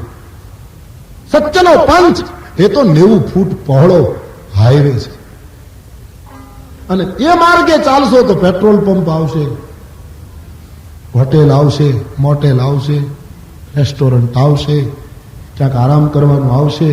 પણ નાના કીડામાં ક્યાંક ફસાશો તો નહીં ચા પાણીની વ્યવસ્થા થાય, નહીં પેટ્રોલ પંપ હોય, નહીં ક્યાંય ટેલિફોન હોય. फंस मत जाना, हाईवे पर जाइए. सत्य का सनातन वैदिक मार्ग जो है भारतवर्ष का, जो वेदों का मार्ग है, हाँ? कोई कह नहीं पाता कि कब से शुरू हुआ. आदि अनादि जो सत्य का पंथ चल रहा है, નાના નાનામાં ફસાઈ જશે. અને નાનામાં એવું થાય કે પછી એ ફસાવનારા ઈ હોય. અમારે ગામડાઓમાં એમ કહેવાય કે નાનો એવો રસ્તો ને એમાં કોઈની મોટર ફસાઈ ગઈ, પછી શેઠે બૂમ પાડી, ભાઈ કોઈ આમાં મોટર કઢાવો, ગાડી બહાર કઢાવો. કીચડમાં ખૂંચી ગઈ. 2-4 જણા આવ્યા, ધક્કો મારીને ગાડીને કાઢી નાખી. શેઠજીને થયું કે આ સારું થયું, આ માણસો આવ્યા, નહીં તો અહીંયા અમને કોણ મદદ કરે. એટલે 50 રૂપિયા આપ્યા. લો 50. એ 50 આપીને પછી શેઠજીએ પૂછ્યું પેલા ત્રણેયને, તમે ધંધો શું કરો? કે બસ આ જ. હવે તમે જશો એટલે પાછું રસ્તામાં પાણી ભરીશું, વળી બીજાની મોટર ફસાશે એટલે બૂમો પાડશે, એટલે વળી પાછા અમે આવશું. ફસાવનારા અમે, કાઢનારા અમે, અને આમના રૂપિયા ભેગા કર્યા કરીએ છીએ. આ સમાજની સ્થિતિ છે. નાની નાની વિચારધારાઓ એ સમાજને છિન્ન ભિન્ન કર્યો. એટલા માટે જે સત્યનો માર્ગ છે, सत्य की राह बताई सद्गुरु जी ने, सत्य की राह बताई सद्गुरु जी ने, सत्य की राह बताई सद्गुरु जी ने.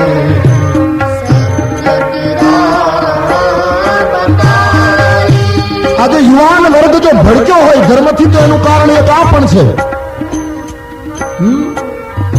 આ નાની નાની વિચારધારાઓએ બહેકાવી દીધા લોકોને. આપણે ક્યાં બીજું ગોતવાની જરૂર છે? કેટલો મોટો પંથ છે આ દેશની સંસ્કૃતિ. ચલે જાઓ રાજમાર્ગ પર. રાજમાર્ગ ઉપર તો ઘણા ચાલતા હોય ને, એટલે ભીડમાં આપણે દેખાઈએ નહીં એટલે પછી આપણો અહમ ગવાય. એટલે પછી નવો પંથ ઉભો કરીએ કે આમાં ચાલીએ તો કોક આપણને જોઈ શકે. ये बीमारी है समाज की. पानी नदीનું વાડા પોતાના, सब विज्ञापन कर रहे हैं अपने अपने बातों की. तो એ સકામ તટ છે ભક્તિનો, જ્યાં કેવટ નથી, નિષ્કામ ઘાટ ઉપર ઉભો છે. એટલે ઈશ્વર માંગે છે. કારણ કે એક તો ભક્તિનો તટ, બીજો નિષ્કામ તટ. મોટે ભાગે ભક્તિ 2 રીતે થાય છે. આપણે આપણા આત્માને પૂછીએ, કાં તો ભયથી અને કાં તો લોભથી, કાં તો કંઈક મેળવવું છે આપણે પદાર્થના રૂપમાં, નહીં તો પ્રતિષ્ઠા મેળવવી છે. ચાલો, હા, કોઈને પૈસા નથી જોઈતા, ચાલો, પણ સમાજમાં પ્રતિષ્ઠા લેવી છે, માટે ધાર્મિક કેવડાવવું છે, માટે ભક્તિનું આચરણ, અમે ભક્તિ કરીએ છીએ એવું કરવું છે. કંઈક લોભ છે, અને કાં તો ભય છે કે આમ નહીં કરીએ તો આમ કંઈક થાય તો. હનુમાનજીના મંદિર પાસેથી ગાડી નીકળે અને હોર્ન ન વગાડીએ અને કંઈક થાય તો એટલે હોર્ન વગાડે. માતાજીના મંદિર પાસેથી નીકળે અને હોર્ન ન કરીએ અને કંઈક થાય. કાં તો ભયથી, કાં તો લોભથી ભક્તિ થાય. ત્યારે કેવટની ભક્તિમાં સાબિત થાય છે આગળ નથી ભય નથી લોભ. એ શું કામ ઉભો થાય? લોભ હોય તો માણસ ઉભો થાય, બીજાની પાસે કરગરતો હોય કે આમ આમ તેમ. લોભ હોય તો, જેને લોભ નથી, જેને ભય નથી, આપની મસ્તીમાં બેઠા. અને તેથી ભગવાન માંગે છે માગી નાવન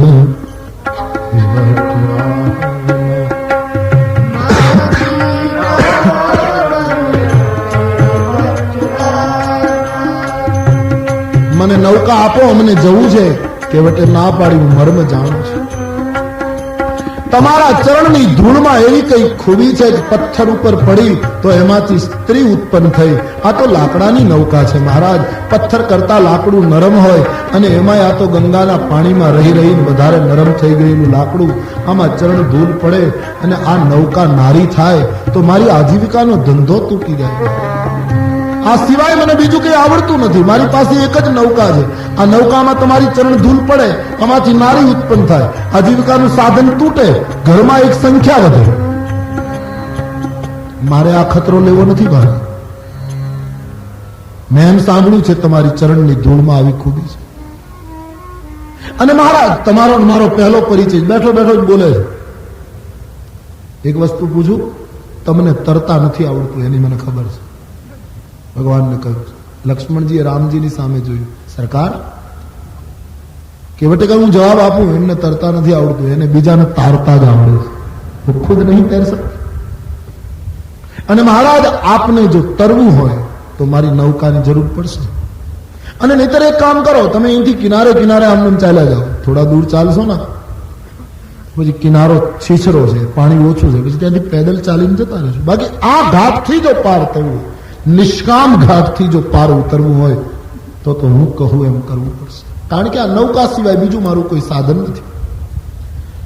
મને આ સિવાય બીજું કઈ આવડતું નથી. મેં બીજાને તારવાનું જ કામ કર્યું છે નૌકા દ્વારા. અત્યાર સુધીમાં કોઈને ડૂબાડવાનું કામ મેં કર્યું નથી. માટે ખરેખર આપને સામે કિનારે જવું હોય તો તમારે આટલું કરવું પડશે. કેવટે સ્પષ્ટ કહી દીધું, જો પ્રભુ અવસી જો પ્રભુ પાર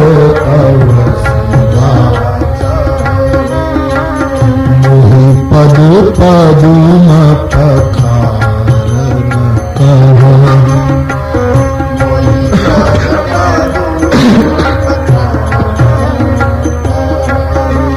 ખરેખર સામે કિનારે જવું હોય તો તમારે મને ચરણ ધોવાનું કહેવું પડશે. હું માંગીશ નહીં કે પગ ધોવા દો. માંગ્યું તો તમે છે. તમારે મને કહેવાનું કે ચરણ ધોઈ લે. હું સાંજ સુધી અહીંયા બેઠો છું, હજી આપણે કઈ ઉતાવળ નથી. તમે ત્રણેય જણા નક્કી કરી લો ધોવા દેવા કે નહીં.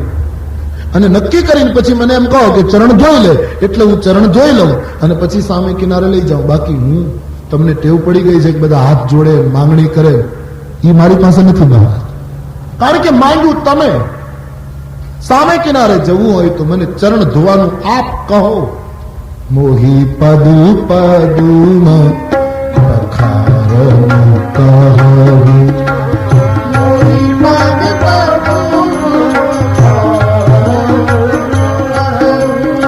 કેટલો મક્કમ માણસ, એની નિર્લોભિતા સાબિત થાય છે. હવે એને બેઠા બેઠા એમ કહી દીધું કે હું તમને ચરણ જોઈ લઉં, તમે મને મંજૂરી આપો એટલે.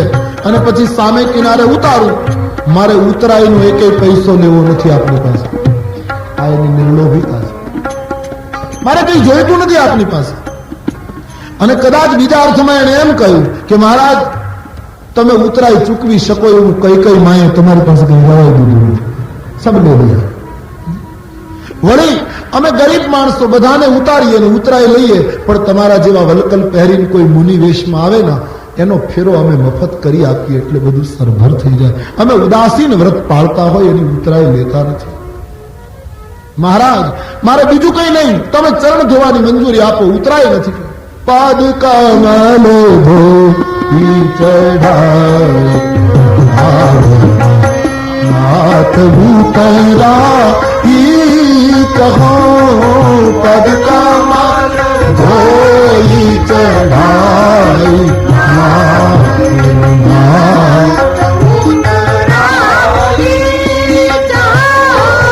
मोहि राम राउरी आन दशरथ सपथ साथी कहो मोहि राम राउरी आन दशरथ सपथ सब साथी कहो पद का माल धोई चढ़ाई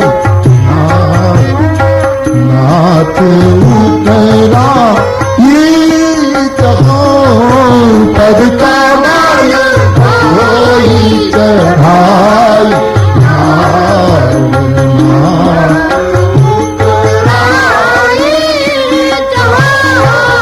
તમારા ચરણ જોવાની મંજૂરી આપી દો. ઉતરાયનો પૈસો લેવો નથી મહારાજ, હું તમને નૌકામાં બેસાડી દઉં. અને કદાચ પહેલી મુલાકાતમાં મારા વચન ઉપર વિશ્વાસ ના આવતો હોય તો મને તમારા સોગંદ અને તમારા પિતાના સોગંદ. હદ કહેવાય ને, આ માણસ આટલો આગળ નીકળે, હજી બેઠો બેઠો બોલે છે. બંનેના સોગંદ ખાઈને કહું છું કે ઉતરાયનો પૈસો નહીં લઉં. જ્યાં પિતાજીના સોગંદ સુધી કેવટ પહોંચી ગયો ત્યારે લક્ષ્મણજીને ગુસ્સો આવી ગયો. તારી આ હિંમત! તું ક્યારનો ભગવાનને કહે છે કે તરતા નથી આવડતું, તમે માંગ્યું છે, હું માંગવાનો નથી, તમારી રજમાં આમ છે ને ફલાણું, તમે ઉતરાઈ ચૂકવી શકો એમ નથી. ત્યાં સુધી હું શાંત રહ્યો, પણ તું મારા પિતા સુધી પહોંચે. એકદમ લક્ષ્મણજીએ પોતાના ભાથા ઉપર હાથ નાખી અને પોણા ભાગનું તીર ખેંચ્યું કેવટને મારવા માટે. તું મારા પિતાના સોગંદ બોલ્યો. બહુ ઉગ્ર થઈ ગયા લક્ષ્મણ. કેવટે જોયું તો પણ હજી બેઠો, નહીતર કોઈક હથિયાર ખેંચે ત્યારે તો માણસ ઉભો થઈ જવો જોઈએ ને. પણ આની ભક્તિમાં ભય નથી, એ સાબિત થઈ ગયું. નથી લોભ, નથી ભય, બેઠા હે. અને હસતા હસતા ભગવાનને કહ્યું, મહારાજ તમારા ભાઈનો મગજ બહુ તેજ લાગે છે. અમારી વાત સાંભળીને એમણે હથિયાર કાઢ્યો, એટલે એ મને મારવા માંગે છે. પણ મહારાજ માફ કરજો, બે વસ્તુ એક સાથે ન થઈ શકે. એક બાજુથી માંગવું અને બીજી બાજુથી હથિયારો દેખાડવા, આ એક સાથે ન થઈ શકે. વાતી સાચી, માંગનારા એ હથિયાર ન રખાય. લોટે જાય ને એને ધારિયા ન રખાય. સવારમાં ગામડામાં માથું કરી માંગવા જાય, એ કઈ ધારિયા લઈને નીકળે ના આપે, બીજું કઈક મળે. માંગવું હોય અને શસ્ત્ર ન રખાય. મહારાજ તમારા ભાઈ મને આ બાણ મારશે એમ હું ડરી જઈશ? મહારાજ તમારા ભાઈ જો મને બાણ મારે તો મને મોટામાં મોટો ફાયદો એ કે ગંગાને કિનારે મારું મોત થાય. બીજો ફાયદો, સીતારામજીની હાજરીમાં મારું મોત થાય. ત્રીજો ફાયદો, યોગીઓને તમારું નામ જીભે નથી આવતું અંત વખતે, એને બદલે તમારા સ્મરણ કરતો કરતો મરું. અને ચોથો ફાયદો, જો તમારા ભાઈ મને બાણ મારે તો પછી મારું મૃત્યુ થાય, મારી પત્ની કુટુંબ બધા રડતા રડતા આવે. તમારો સ્વભાવ કોમળ, એટલે પછી બધાને ખુશ કરવા માટે મારી સ્મશાન યાત્રામાં તમારે હાજરી આપવી પડશે. લક્ષ્મણજીએ પોણા ભાગનું જે તીર ખેંચ્યું હતું એ પાછું ભાથામાં મૂકી દીધું કે આને મારવા જેવું નથી, નહીતર આની નનામી ક્યાંક અમારે કાંઠે આવશે. અને પછી નનામી ઉંચકીશું તો અગ્નિ સંસ્કાર અમારે કરવો પડશે, અને સંસ્કાર કર્યા પછી ક્રિયા પણ અમારે કરવી પડશે. લક્ષ્મણજીનું તીર પાછું ભાથામાં, કાળનું બાણ. લક્ષ્મણ એટલે શેષનાગ, નાગ એટલે કાળનું સ્વરૂપ. કાળનું બાણ જે પાછું હટાવે એનું નામ નિષ્કામ ભક્તિ. સ્પષ્ટ કહી દીધું આ માણસ. મહારાજ બારું તીર, લક્ષ્મણજી બાણ મારે એની મને બીક નથી મહારાજ, ભલે ઘા કરે.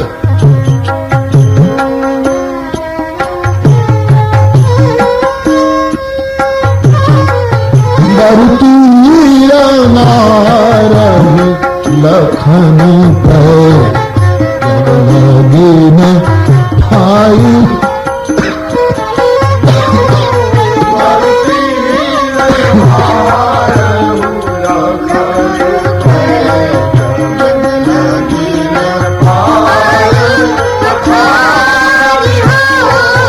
तब लागी न तुलसी दास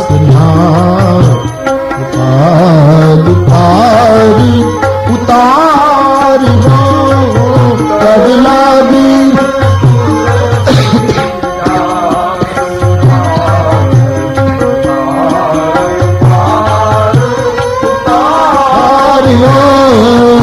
पद कमल धोई चढ़ाई उतराई चहो पद कमल धोई चढ़ाई उतराई।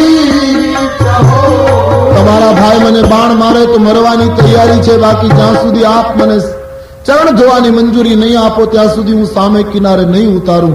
આમ નિર્ભીકપણે જ્યારે આ માણસે નિવેદન કર્યું, કાળનું બાણ પણ પાછું હટાવી દીધું. આ ઘટના સાંભળીને ભગવાન પહેલી વાર ખડખડાટ હસી પડ્યા. સુની કે વટ કે બેન પ્રેમ લપેટે અટપટે વિહંસે કરુણા એન ચિતઈ જાનકી લખન સુની કેવટ કે બેન. કેવટનો વેણ સાંભળીને ભગવાન ખડખડાટ હસી પડ્યા. પહેલી વાર આટલું હસ્યા છે. સીતાજીને થયું, ઓહ, આખા જગતને મુક્ત કરનાર બ્રહ્મ, એના ચહેરામાં હાસ્ય ગિરફ્તાર હતું, બંધનમાં હતું, પણ આ સાધકે ભગવાનના હાસ્યને મુક્તિ આપી દીધી. ભગવાન બહુ હસે.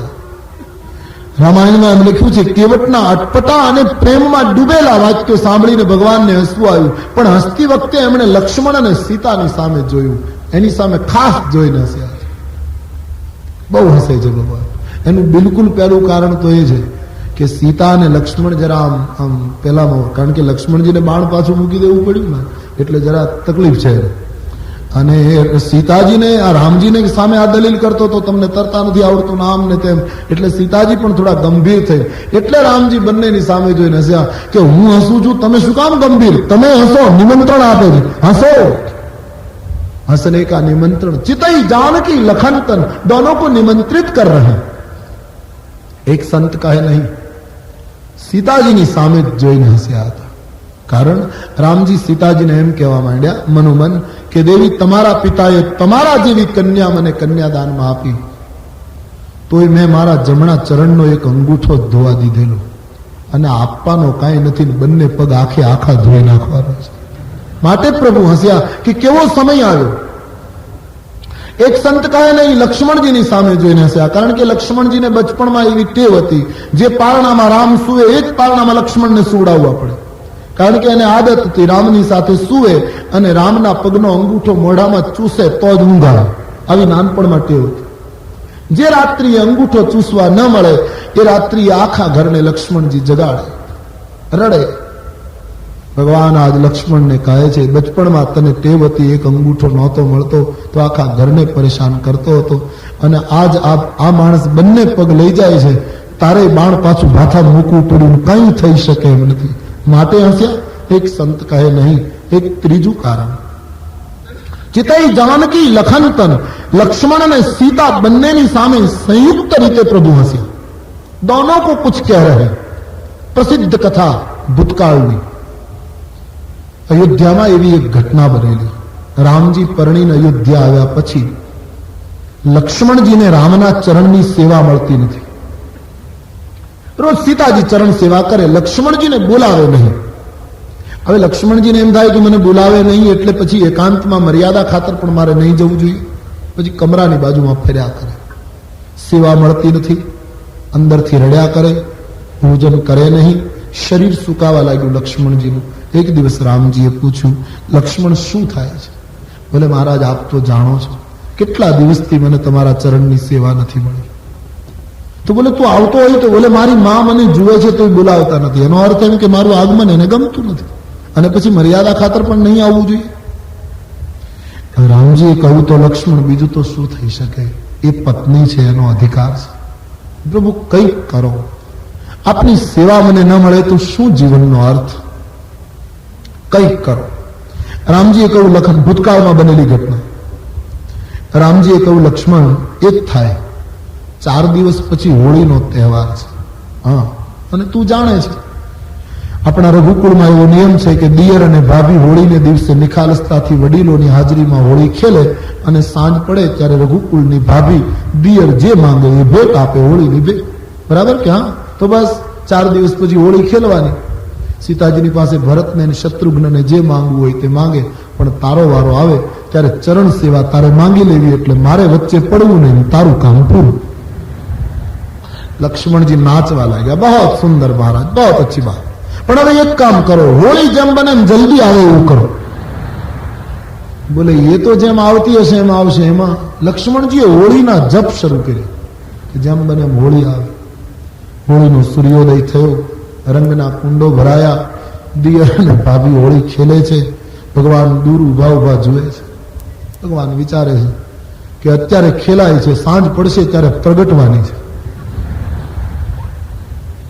સાંજ પડી, દશરથજીએ કહ્યું વૈદેહી બેટી. હા પિતાજી. ત્રણેય ભાઈઓને ભેટ આપી દો, ઉત્સવ બંધ કરો. સીતાજીએ ભરતજીને કહ્યું ભરત ભૈયા માંગો. ભરતજીએ કહ્યું જન્મ જન્માંતર ભગવત ચરણ પ્રીત તથાસ્તુ. શત્રુઘ્નને કહ્યું ભૈયા તમે માંગો. કહ્યું હા, ભરત ભૈયા રામજીની સેવા કરે તો હું ભરતજીની સેવા કર્યા કરું જન્મો જન્મ. આવો આશીર્વાદ આપો. તથાસ્તુ. હવે લક્ષ્મણજીની વારી. રામ સમજી ગયા કે હમણાં પ્રગટ છે. લક્ષ્મણજી આવી સીતાજીને કહ્યું હોળીની ભેટ આપવી હોય માં તો આજથી ભગવાનના ચરણારવિંદની સેવાનો અધિકાર મારો. જ્યાં ચરણની સેવા લક્ષ્મણજીએ માંગી લીધી અને સીતાજીને ચક્કર આવવા માંડ્યા. કારણ કે આ તો રઘુકુળ, આમાં ના તો પડાય નહીં, વચન તો ચુકાય નહીં. અને આ જો મારા પરમાત્માના ચરણની સેવા જો મારા હાથમાંથી જતી રહે તો સીતાને થયું મારા જીવનનું શું હાલ. એકદમ વૈદેહી બેશુદ્ધ થઈને પડી ગયા. બહુ આઘાત થયો. દશરથ, કૌશલ્યા, વશિષ્ઠજી બધા દોડ્યા. વૈદેહીને શું થઈ ગયું? વૈદો, હકીમો, લોકો ટોળે. શું થયું? શું થયું? બધા લક્ષ્મણજીની આંખ સામે લાલ આંખ કરીને જોવા લાગ્યા. તે માંગ્યું શું? લખન કહે ક્યાં કરું હવે? દશરથજી બહુ નારાજ થયા. લક્ષ્મણ, તું બતાવ શું થયું વૈદેહીને? લક્ષ્મણજી કહે શું કરું? દોડતા ગયા રામ પાસે. રામજીને કહ્યું મહારાજ મારે કાંઈ જોઈતું નથી, આ મૂર્છા ઉતરે એવું કરો. આખું ઘર હું દુશ્મન હોઉં એમ મારી સામે જુએ છે. રામજી કહ્યું એમાં હું શું કરી શકું? તું આવું માંગે એટલે આમ જ થાય. બોલે શીખવું તમે અને પાછો ઠપકો તમે આપો છો. આ શિક્ષાએ આપે આપી છે. લક્ષ્મણ, આ વૈદો હકીમો ખોટા આવ્યા છે. આ કઈ બીમારી થોડી છે કે દવાથી સારી થાય. આ તો પ્રેમ અને ભક્તિની ખેંચમતા છે. આમાં દવા ન લાગુ પડે. અને વાત એ સાચી. सूफीवाद में सिद्धांत है दर्द उसे कहते हैं जो जिंदगी भर दर्द बना रहे. औषधि थी जे साजू था ये तो काम चलाव बीमारी है. प्रेम मार्ग में दर्द जયારે हद करता વધે છે ત્યારે दर्द ज दवा बने છે. એવો નિયમ છે. दर्द हद से बढ़ जाता है, दर्द दवा हो जाती है. तो आ कई बीमारी नहीं कि कई दवा थी सारी થાય. आ तो प्रेमનું दर्द છે. आ तो भाव ने सेवानी स्पर्धा છે. तबीबों ने कही दो शून्य पालनपुरी. तबीबों ने कही दो कि माथू न मारे दर्द साथे सीधो परिचय छे मारे. तबीबों ने कही दो कि माथू न मारे दर्द साथे सीधो परिचय छे मारे. हकीकत में हूँ एवो रोगी थयो छूं કે મને સારી પેઠે દવાઓ ઓળખે છે. મંદિરમાં દેવોને પરિચય મારો અને મસ્જિદોમાં ખુદા ઓળખે છે. નથી મારું વ્યક્તિત્વ છાણું કોઈથી, તમારા પ્રતાપે બધા ઓળખે છે. શું કહેતા? પ્રેમના દર્દનો કોઈ इलाज नहीं. इसलिए तो मीरा ने गाया था नामे जानू. मीरा का प्रसिद्ध पद नामे जानू आरती वंदनी नामे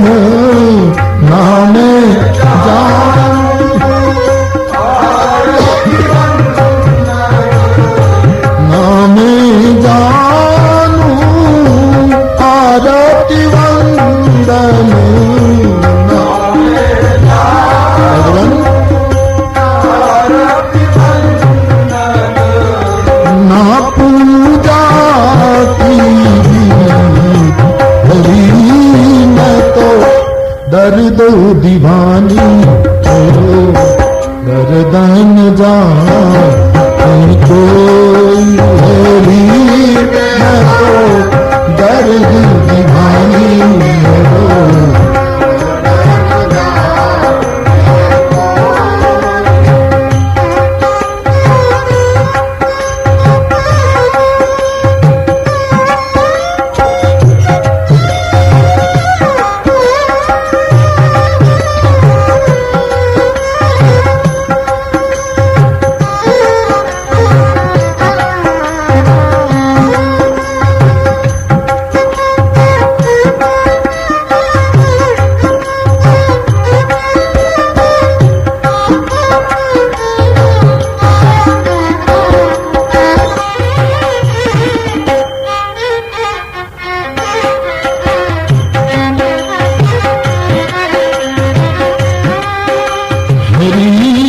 मैं तो दर्द दीवानी हो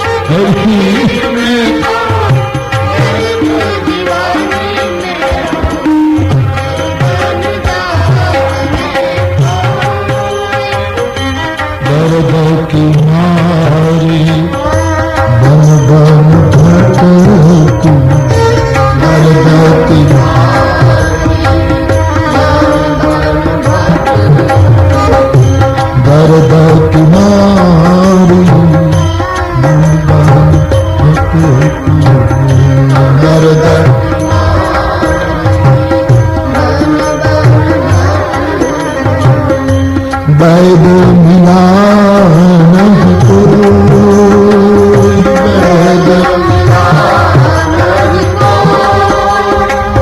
बैद मिला नहीं कोई बैद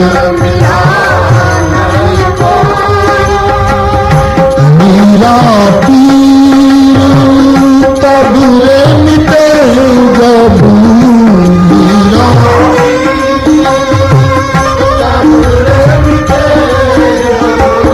मेरा पीर तब मिटे जब मेरा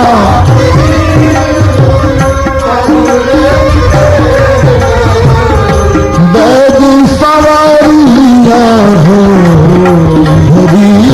मैं तो दर्द दीवानी में गर्दन जाए कोई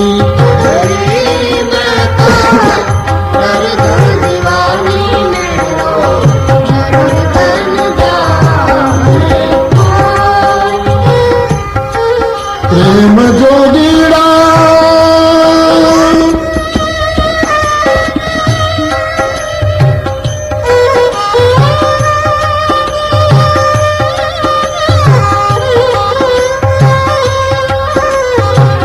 प्रेम जोगीड़ा जोड़ी लई जो गणी हूँ बनी जा